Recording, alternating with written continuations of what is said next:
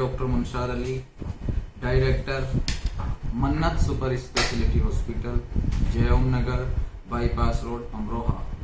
आप सभी क्षेत्रवासियों को ईद की पुरखुलूस मुबारकबाद देता हूं। और क्योंकि ये ईद और सालों की तरह नहीं है, हम सभी जानते हैं कि इस ईद में कोरोना महामारी की वजह से बहुत हालात खराब हैं, जिसकी वजह से प्रशासन ने लॉकडाउन लगाया हुआ है।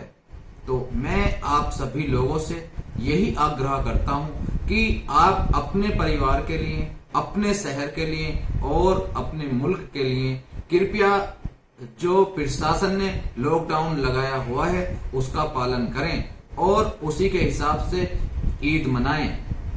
वैसे भी हमारा मुल्क, हमारा शहर इस टाइम इतनी बड़ी महामारी कोरोना से जूझ रहा है कि ये ईद की खुशियां हम इस महामारी को ध्यान में रखते हुए ही मनाएं।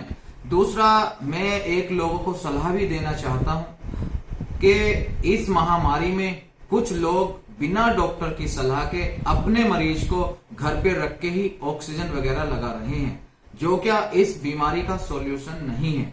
देखिए, जैसे ही आपके किसी भी मरीज को बुखार आता है, खांसी होती है, नजला जुकाम होता है, तो आपको चाहिए कि आप तुरंत किसी भी डॉक्टर के पास जाएं और डॉक्टर की सलाह से घर पर दवाइयों के साथ ही अगर जरूरत होती है तो ऑक्सीजन लगाएं। और बिना डॉक्टर की सलाह के हो क्या रहा है, लोग बिना डॉक्टर की सलाह के घर पर ऑक्सीजन लगा रहे हैं। उनके पास पल्स ऑक्सीमीटर भी नहीं होता है, ये भी नहीं पता होता कितने फ्लो पे ऑक्सीजन चलाना है, तो उससे कई बार मरीज की हालत सीरियस हो जाती है और तब वो लोग हॉस्पिटल लेके जाते हैं तो उस टाइम काफी देर हो चुकी होती है। जैसे कि हम अपने हॉस्पिटल में भी देख रहे हैं कि कुछ पेशेंट ऐसे आते हैं जिनका SpO2 40-50 हो जाता है और उनसे पूछा जाता है कि भाई किसका इलाज करा रहे थे, कहां पर दिखाया, तो वो लोग यही कहते हैं कि घर पर बस ऑक्सीजन लगा रहे थे। तो ऑक्सीजन की वजह से, घर पर अनजानता की वजह से पेशेंट का जब SpO2 40-50 हो जाता है, उसके बाद उस मरीज को तुरंत वेंटिलेटर की आवश्यकता होती है, क्योंकि हम सभी जानते हैं कि उतनी मात्रा में वेंटिलेटर उपलब्ध नहीं है। तो उस टाइम में मरीज को बहुत सारी परेशानियों का सामना करना पड़ जाता है।